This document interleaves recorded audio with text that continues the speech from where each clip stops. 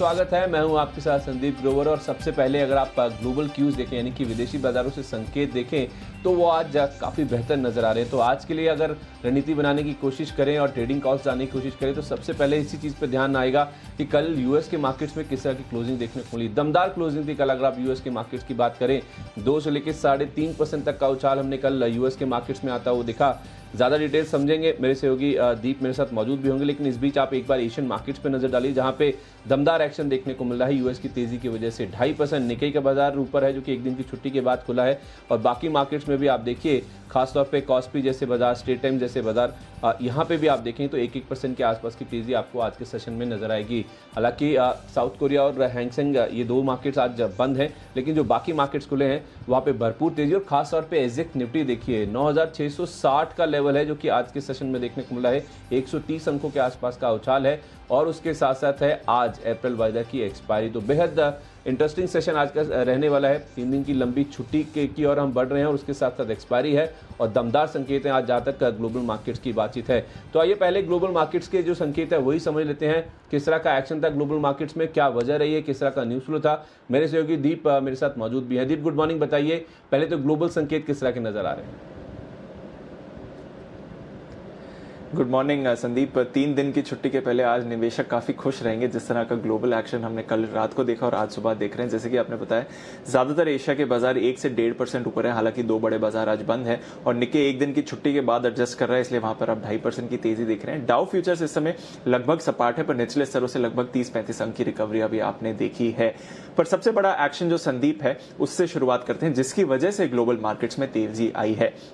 हम जानते हैं कि अमेरिका की कंपनी जिलियड रेमडेसिविर करके एक दवाई का ट्रायल कर रही है। हालांकि चाइना में इस ट्रायल की ज्यादा सक्सेस नहीं मिली थी, पर जो यूएस में ट्रायल मिल रहा है उसका फर्स्ट स्टेज खत्म हो गया और वहां से काफी ज्यादा सक्सेस के आंकड़े आ रहे हैं। इन्होंने लगभग 360 लोगों पे जो सैंपलिंग करी उससे पता चला कि जो आधे मरीज हैं यानी कि 50% मरीज इस दवाई के इस्तेमाल से ठीक हो गए। तो ये एक बहुत अच्छा संकेत है।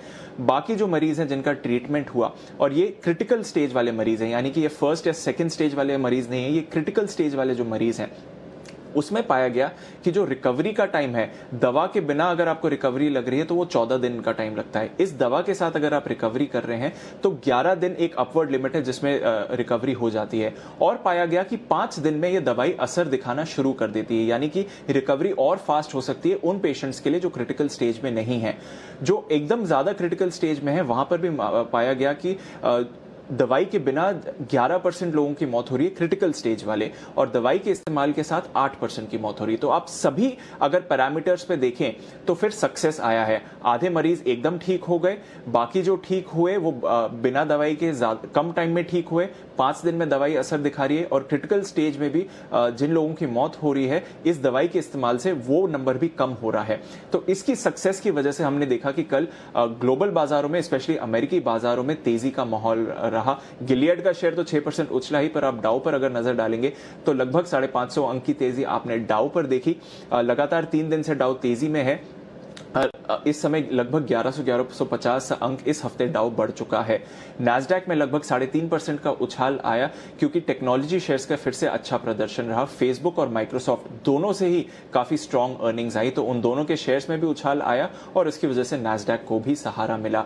इसके अलावा अगर आप देखें तो संदीप, कुछ ग्लोबल क्यूज अभी भी नेगेटिव हैं। जैसा कल शाम को यूएस का डेटा आया, एक तो फेड की मीटिंग थी, वहां से जो कॉमेंट्स आए उससे बाजार को एक आश्वासन जरूर मिला कि फेड ने कहा है कि हम 0% रेट्स तब तक रखेंगे जब तक हमें जरूरी लगता है, यानी कि जब तक ग्रोथ रिकवर नहीं हो जाती और इन्फ्लेशन 2% तक नहीं आ जाता। तो आप ऐसा मान सकते हैं कि आने वाले कुछ सालों तक 0 से 0.25% तक ही यूएस में रेट्स रहेंगे।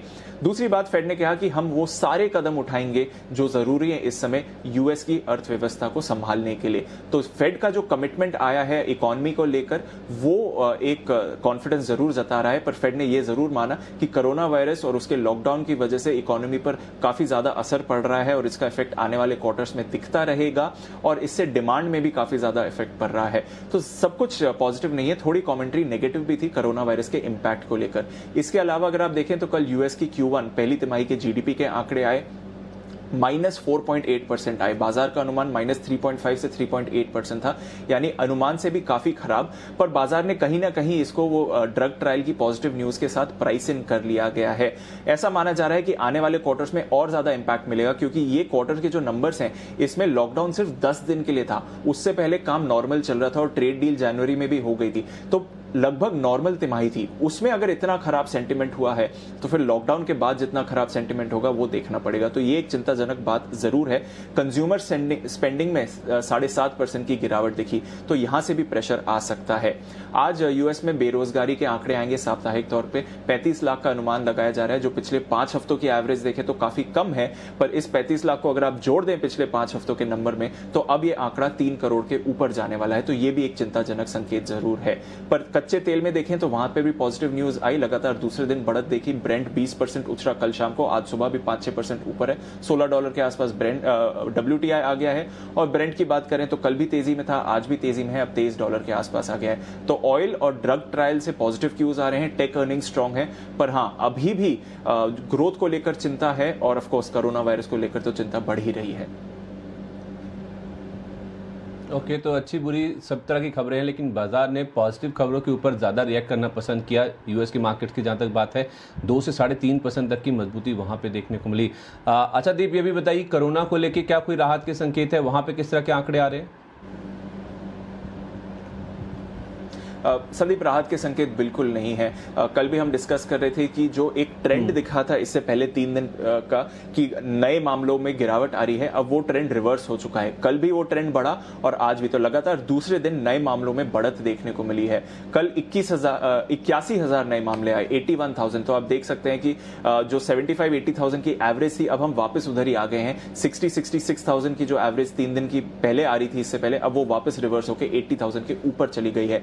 लगभग 6,500 लोगों की मौत भी होगी, तो वापस उसी फिगर पर आ गए हैं जो पिछले हफ्ते देख रहे थे। अब 32 लाख से ज्यादा लोग प्रभावित हैं विश्व में इस समय। पर एक अच्छी बात है कि ठीक होने वालों का आंकड़ा अब 10 लाख के पार चला गया है, पर वही एवरेज वापस आ गई है संदीप। हर एक रिकवरी पर 3 नए मामले सामने आ रहे हैं, तो ये एक चिंताजनक संकेत जरूर है। आज वर्ल्ड हेल्थ ऑर्गेनाइजेशन की इमरजेंसी मीटिंग है शाम को कोरोना वायरस को लेकर, तो देखते हैं वहां से क्या निकल कर आता है। अमेरिका की बात करें तो यहां पर भी नए मामले फिर से बढ़ गए हैं। 28,000 मामले कल सामने आए, 2,400 लोगों की मौत हो गई। अमेरिका में अब 10.5 लाख से ज्यादा लोग प्रभावित हैं और 61,600 लोगों की मौत हो गई है। आपको याद होगा ट्रम्प साहब ने कहा था कि वो अनुमान लगा रहे हैं कोरोना से 60,000 लोगों की मौत होगी, तो ऑलरेडी ट्रम्प साहब के एक अनुमान के तो ऊपर चला गया है आंकड़ा। अब देखते हैं कि ये किधर जाके संभलता है। यूरोप के लिए भी कल बुरा दिन रहा, 24,000 नए मामले सामने आए, 2,800 लोगों की मौत हो गई।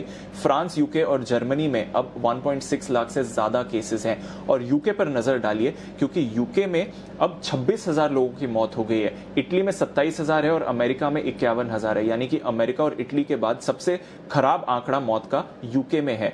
कल से आज अगर आप यूके में देखेंगे तो आपको 4,500 लोगों की मौत का फिगर दिखेगा, पर यह फिगर कल का एडिशन नहीं है। एक्चुअली यूके में जो ओल्ड एज होम्स हैं, जहां पर उनकी सीनियर पॉपुलेशन रहती है, वहां पर जो कोरोना वायरस की मौत हुई है वो कहीं ना कहीं इनके डेटा में रिफ्लेक्ट नहीं कर रही हैं। तो इन्होंने एक साथ वो सारी मौतों का डेटा ऐड कर दिया है। तो ये एक दिन का 4,500 का जंप नहीं है, ये जब से कोरोना की परेशानी शुरू हुई है तब से ये जंप है। तो इसलिए हम देख रहे हैं कि अब यूके में 22,000 मौत जो कल का आंकड़ा था उससे अब 26,000 का आंकड़ा आ गया है। इसके अलावा रशिया जो सबसे ज्यादा इस समय कंसर्न है, वो वहां पर हमने 1 लाख मामले देख लिए हैं। अब कल 6,000 मामले सबसे ज्यादा फिर से आए, तो वो एक परेशानी है। और भारत के लिए एक और खराब दिन रहा, 1,700 से ज्यादा नए मामले सामने आए, 71 लोगों की मौत हो गई। तो मौत के आंकड़े के हिसाब से कल का दिन सबसे खराब था। और अब 33,000 से ज्यादा भारत में प्रभावित हैं और 1,080 लोगों की मौत हो गई है भारत में। ओके, तो आंकड़े अच्छे नहीं है जहाँ तक भारत की बात है, या फिर यूरोप की बात करें, रशिया की बात करें, या तो फिर यूएस के आंकड़ों की बातचीत करें। लगातार मामले वहाँ पे बढ़ते हुए दिख रहे हैं, लेकिन अच्छी बात यह है कि ग्लोबल संकेत अच्छे हैं। शुक्रिया दीप आपका हमारे साथ जुड़ने के लिए और दोनों अपडेट्स हम तक पहुँचाने के लिए। चलिए अब एक बार जरा फंड फ्लो के ऊपर नजर डाल लेते हैं। कल किस तरह का एक्शन एफआईएस और डीएस की ओर से देखने को मिला। कल एफआईएस ने खरीदारी करी है कैश मार्केट में 722 करोड़ रुपए की। अगर मुझे सही याद है तो 9 दिन से लगातार उनकी कैश मार्केट में बिकवाली थी। कल पहला खरीदारी का आंकड़ा 9 दिन के बाद उनकी ओर से आता हुआ दिखा है। डीआईएस की तरफ से खरीदारी है, छोटा आंकड़ा है 80 करोड़ के आसपास का, लेकिन फिर भी बाइंग का जो नंबर है वो उनकी ओर से आता हुआ दिखा है। और वायदा बाजार में भी आप देखिए 879 करोड़ रुपए की खरीदारी कल एफआईआईज की ओर से देखने को मिली है। तो ज़बरदस्त नंबर्स हैं जहाँ तक एफआईआईज की बात है, और कल मार्केट्स में भी एक्शन काफ़ी ज़्यादा देखने को मिल भी रहा था। चलिए अब आज की रणनीति बनाते हैं और रुक करते हैं हमारे खास सेगमेंट का, जिसमें हम बात करते हैं हमारे मैनेजिंग एडिटर अनिल सिंह जी से।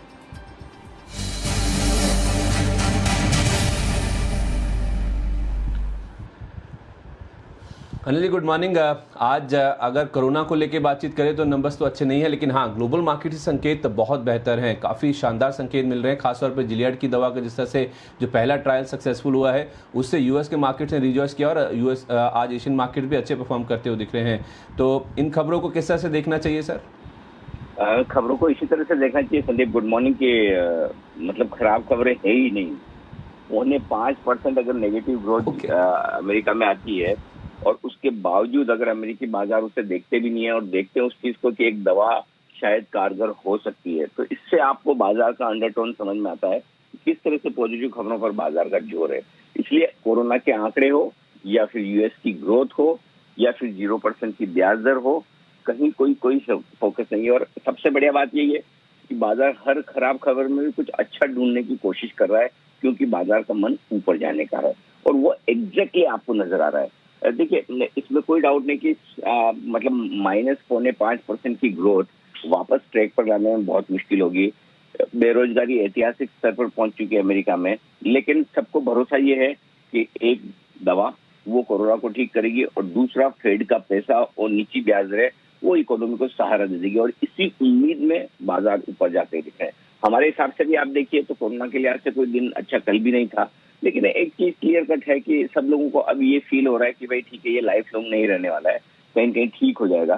तो वो कश्मकश वाला मामला है, जहाँ एक और आप डेटा देखेंगे, आंकड़े देखेंगे तो आपको ये लगेगा कि सब कुछ ठीक नहीं है और सब कुछ ठीक होने में बहुत वक्त लगेगा, लेकिन दूसरी तरफ एक उम्मीद अच्छी है कि चलिए कोई बात नहीं, ठीक है, सबसे बुरा वक्त हम पीछे छोड़ चुके हैं और अब यहाँ से जो होगा बेहतर ही होना है, और वो बात सही भी है। तो मुझे लगता है कि ग्लोबल संकेत तो उस लिहाज से आपको थोड़ा प्रोग्रेसिव ही पढ़ना चाहिए, क्योंकि जिलेड की दवा की जो बात की जा रही है पहले ये खारिज हो चुकी थी, अब ये पूरी तरह से कारगर ना भी सही लेकिन काफी हद तक कोरोना के मरीजों का इलाज करने में थोड़ी सी मदद कर रही है। तो मुझे लगता है उस लिहाज से आज के संकेतों को ग्लोबल मार्केट को पॉजिटिव समझना चाहिए। और एक और बात ये भी है कि कच्चा तेल भी थोड़ा थोड़ा ऊपर आने की कोशिश कर रहा है, तो थोड़ी रिलीफ रैली एक तरह से आप कह सकते हैं कि कच्चे तेल में भी आती हुई दिख रही है, वो भी एक अच्छी बात है।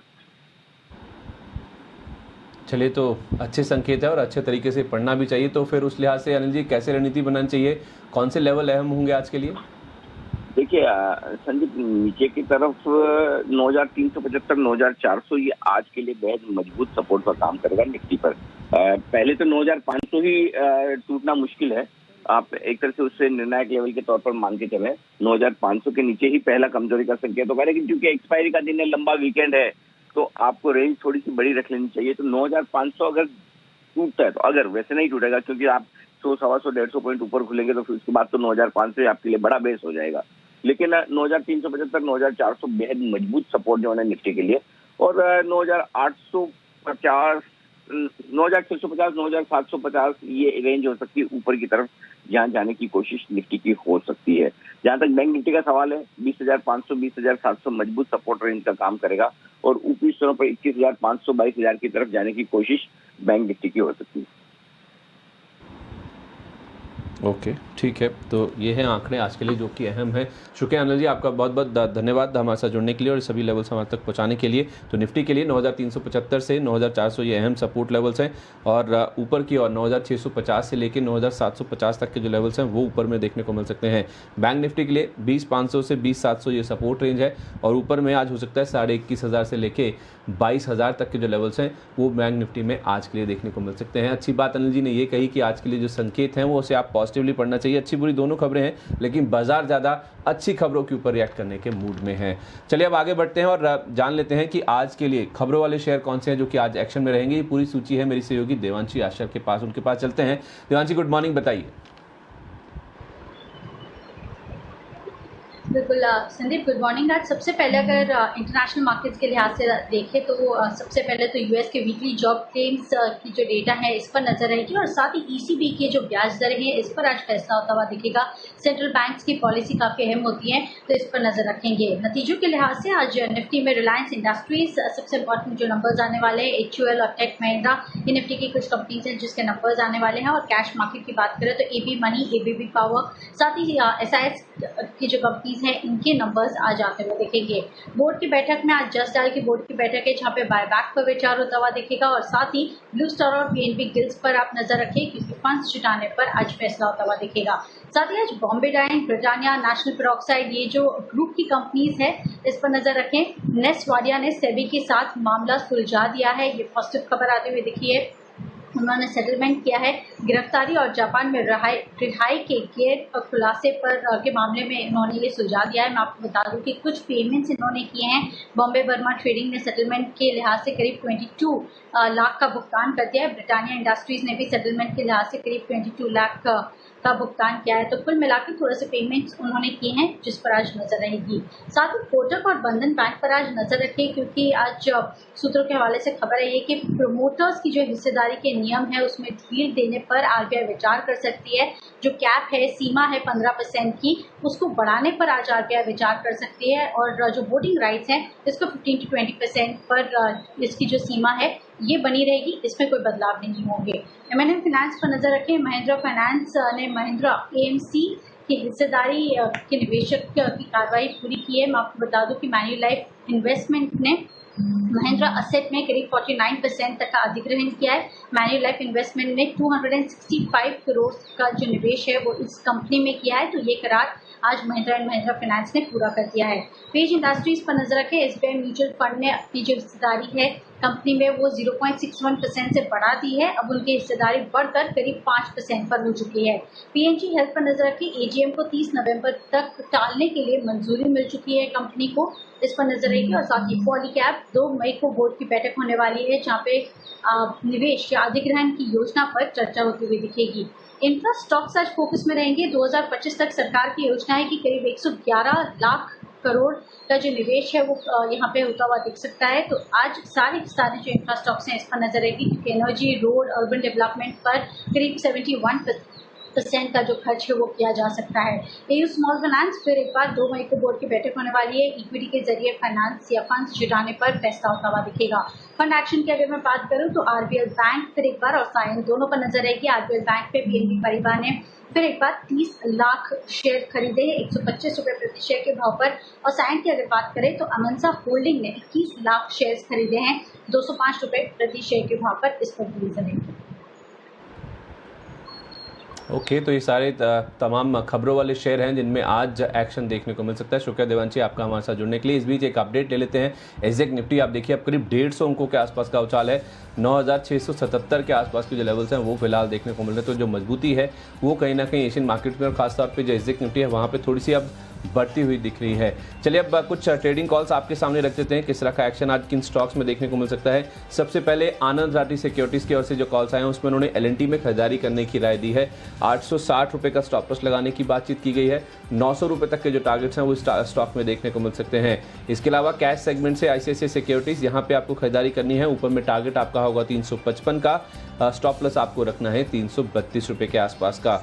चॉइस ब्रोकिंग की ओर से आज आयशर मोटर्स में खरीदारी करने की राय दी गई है। स्पॉट यानी कि कैश के लेवल से उनका मानना है कि 14315 ये लेवल है जहां पे आपको करनी है खरीदारी। स्टॉप लॉस इस केस में आपका होगा 13800 का। पहला टारगेट यहाँ पे 15010 का है, उसके बाद 15345 तक के जो लेवल्स हैं वो भी आज के सेशन में यहाँ देखने को मिल सकते हैं। तो ये हैं आपके लिए ट्रेडिंग कॉल्स आपके लिए जहाँ पे आज आप खरीदारी करके चल सकते हैं। लेकिन अब एक्सपर्ट्स के साथ जुड़ते हैं और जानते हैं आज के लिए रणनीति क्या है। हमारे साथ संदीप वागले एडवाइजरी सर्विसेज से संदीप वागले साहब हमारे साथ जुड़ रहे हैं। सर बहुत बहुत स्वागत है आपका, गुड मॉर्निंग। सुबह सुबह अपना समय देने के लिए कैसे देख रहे हैं सर ग्लोबल संकेतों को, कैसे रणनीति बनानी चाहिए मार्केट्स में आज के लिए? हम काफी पॉजिटिव है और पिछले कई दिनों से हम देख रहे हैं कि ये मोमेंटम कंटिन्यूड है। मुझे लगता है आज भी हम गैप अप ओपन होंगे जो SGX सजेस्ट कर रहा है, लगभग 150 पॉइंट का गैप अप है। सस्टेन करेंगे नहीं करेंगे वो देखना होगा, लेकिन मुझे कहीं भी वीकनेस नहीं दिखाई देती। हाँ बिल्कुल आप प्रॉफिट बुकिंग कर सकते हैं, बट ये मार्केट शॉर्ट जाने का नहीं है, हम पिछले कई दिनों से कहते आ रहे हैं। ठीक है, तो संकेत अच्छे हैं, लेकिन ऊपर में खुलने के बाद टिके नहीं टिकेंगे ये देखने लायक बात होगी। मुनाफा वसूली जरूर कर सकते हैं लेकिन शॉर्ट नहीं करना है। अच्छा सर, अगर खरीदारी करनी है, मार्केट अच्छा नजर आ रहा है, मोमेंटम अच्छा है, तो कुछ स्टॉक्स जो आपके रडार पे हैं जहां पे खरीदारी करके चल सकते हैं? 2 स्टॉक्स मेरे रडार पर है, अगर वो बहुत ज्यादा गैप अप नहीं खुले तो कल के बेसिस पे जो पैटर्न बना है वो मोमेंटम पॉजिटिव मोमेंटम है। पहला है बंधन बैंक, जिसको हमने कल भी रिकमेंड किया था, इसको बाय करके चले। 232 का मेरा स्टॉप लॉस होगा, 243 तक टारगेट्स आज देखने को मिल सकते हैं। और दूसरा है एक्साइड इंडस्ट्रीज, जो बाय करके चले 153 के स्टॉप लॉस से, और टारगेट होगा 162। ओके ठीक है, बंधन बैंक और एक्साइड इंडस्ट्रीज दोनों में अगर ज़्यादा कैप अप ओपनिंग नहीं होती तो यहाँ पे आप खरीदारी करके चल सकते हैं। बाकी साहब बहुत बहुत धन्यवाद आज हमारे साथ जुड़ने के लिए, सुबह सुबह अपना वक्त जी बिजनेस को देने के लिए। चलिए, ये तो बात हुई इक्विटी मार्केट्स की। एक बार ज़रा आप कमोडिटी मार्केट्स का रुख भी कर लेते हैं कि वहाँ पे किस तरह का एक्शन देखने को मिल सकता है। हमारे साथ एंजल कमोडिटी के अनुज गुप्ता हमारे साथ जुड़ रहे हैं। अनुज, गुड मॉर्निंग, आपका बहुत बहुत धन्यवाद सुबह सुबह समय देने के लिए। पहले तो गोल्ड पे अपनी रणनीति बताइए, किस तरह का एक्शन वहाँ देखने को मिल रहा है और क्या रणनीति होनी चाहिए आज के दिन में? Good morning Sandeep ji. Gold में जिस तरीके का हमने कल एक अच्छा मोमेंटम देखा था, हमें लगता है कि आज भी थोड़ा सा एक गोल्ड में एक सेलिंग प्रेशर देखने को मिल सकता है, क्योंकि इंटरेस्ट रेट घटाए नहीं गए हैं, तो एक पॉजिटिविटी यहाँ देखने को मिल सकती है। तो हमें लगता है कि गोल्ड के अंदर बिकवाली का ट्रेड बना सकते हैं 40,000 के आसपास। स्टॉप लॉस 40,450 का रहेगा, टारगेट नीचे करीबन 45,200 तक देखने को मिल सकता है।